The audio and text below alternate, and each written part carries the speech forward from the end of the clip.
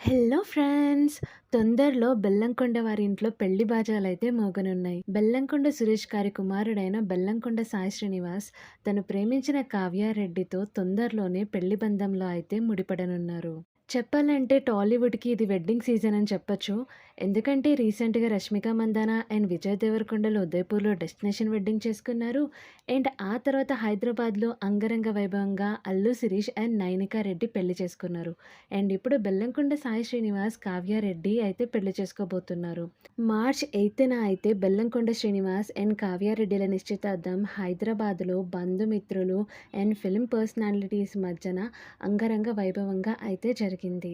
సాయి శ్రీనివాస్ మరియు కావ్యారెడ్డిల నిశ్చితార్థానికి హీరోయిన్ సంయుక్త, దిల్ రాజు గారి కుమార్తె అయిన హన్సిత రెడ్డి అండ్ డైరెక్టర్స్ అయిన బోయపాటి శ్రీను, అనిల్ రావిపూడి, గోపీచంద్ మలినేని తదితరులు అయితే విచ్చేశారు. సాయి శ్రీనివాస్ అండ్ కావ్యారెడ్డిల కపుల్ అయితే చూడముచ్చటగా ఉంది. సాయి శ్రీనివాస్‌కి కాబోయే వైఫ్ కావ్యారెడ్డికి ఫిల్మ్ ఇండస్ట్రీకి ఏమాత్రం సంబంధం లేదంట.